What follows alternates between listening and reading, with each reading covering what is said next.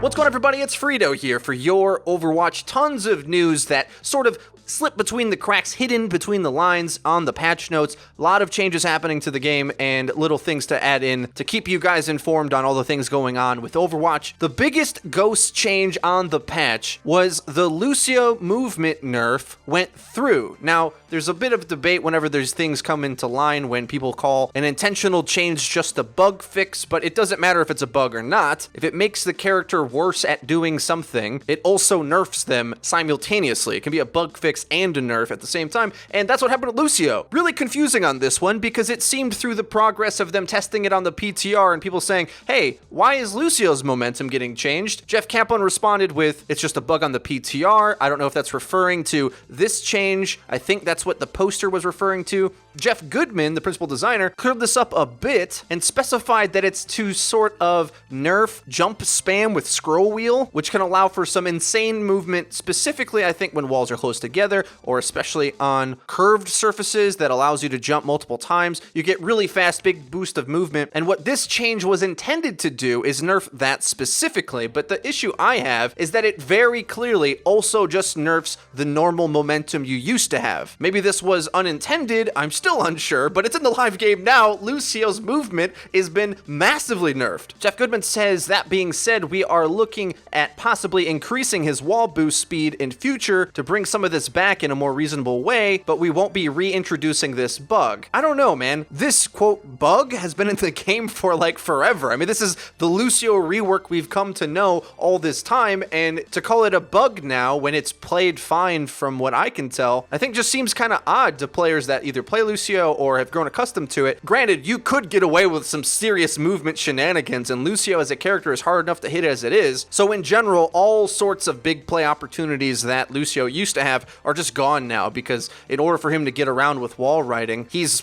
a sitting duck, basically. The bouncing off walls and the momentum and the stalling, as well as getting to places really quick, it was a skill that was required to even get that out of him, and this issue that they're attempting to fix with wall bounce spam, I just don't see as being a problem, so I'm kind of unsure why this was necessary at all. I think you're just removing a huge, fun, skillful aspect of the character. Can I have my Lucio back, basically, is what I'm asking. Okay, enough complaining. Let me know what you guys think in the comment section down below. I know hitting Lucio is impossible, so it's definitely fair to bring him in line. It's not going to hurt Lucio's pro pick rate, but it's definitely going to make him a lot harder and more frustrating to play in matchmaking, I think. Moving on, as I'm sure many of you know, the Junkenstein mode is back, and the major changes to it this time around are there is a, quote, endless mode, which I assume that means after 12 rounds you keep going. I don't know. I couldn't get past 12 rounds. We weren't good enough. We got pretty close to completing the 12th round, but it's pretty tough, actually. My main tip is I think Torb is a must-have, as well as being sure to really coordinate with your team to make sure that someone focuses the ranged elites when they come out, as well as making sure that you're focusing bosses together.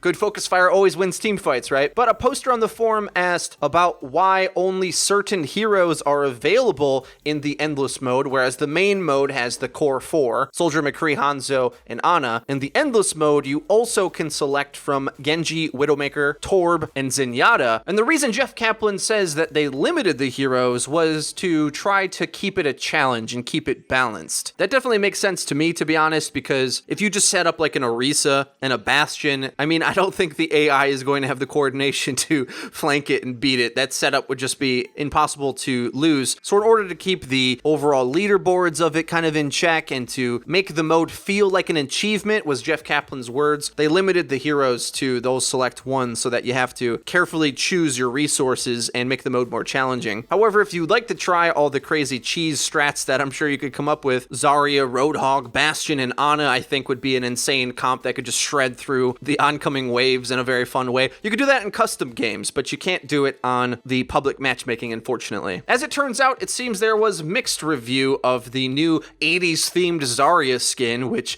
does kind of seem out of place if you think about it. It is definitely the loudest and most vibrant out of Overwatch character skin because it's a Halloween costume rather than a Halloween themed thing, and for some players probably found it a little bit silly. I like it. I think it's great. I never minded funny skins, and that's always been my stance. I know a lot of our fans were staunchly against silly TF2 hats the last time I mentioned this, so I know many of you are passionately about keeping the game not getting too ridiculous, so I can understand that. But Jeff Kaplan responded to criticism about the Zarya skin, and funnily enough, the Blizzard team themselves are split on this down the middle. Half hate it and half love it, and as Jeff says, they tell the half that hate it it's okay to be wrong every now and again. I love that answer. But also that there's a new Zarya skin coming out soonish. Now, he specifically says it's a legendary skin, which I think is important because I don't think the Overwatch League skins are legendary. We still don't even know if they're going to be base skin sets that fit for all the heroes or just the specific heroes that get announced, like the Shanghai Dragon's Mei skin that was revealed or the Dallas Fuel Genji skin that was revealed. We kind of assume that they'll probably be for the whole cast. It also would be really cool to see the entire Overwatch League team play in their own colors, like their jerseys, and thus any player can get that skin type and format for any character. So with all that being said, I don't think those are legendaries is the point I want to make. So with that being the case, why would there be another legendary coming for Zarya soonish? The next event is around the holidays, quite far away, so I'm kind of scratching my head on this one. Probably coming out during BlizzCon then is my only guess, because it's the only thing between now and then. But we're likely going to get a new hero during that time too, so I don't know why they would add a skin in randomly. Not really sure. Let me know what you guys think in the comment section down below. Let's theorize what the heck Big Daddy Jeff could be talking about here. And the last order of business, probably not too impactful to your Overwatch gameplay, but interesting to know nonetheless. The community manager Josh Angen posted a lengthy explanation about the Tombstone victory poses being removed from the loot boxes, except for select ones, including Reaper. Now, if you still want them, you can buy them with credits during the event, but instead they added a few pumpkin-themed victory poses, and their explanation for this is that the Rest in Peace Tombstone theme didn't really fit with a lot of the characters that they were used for. They're used for everybody, obviously, but Reaper is kind of the only one where it makes sense, whereas they're not really in line with the Overwatch feel, I think. I was surprised when they came out with them to begin with, because so much about the ethos of Overwatch is the characters, so hiding them behind like their weapons and having their weapons show out of a tombstone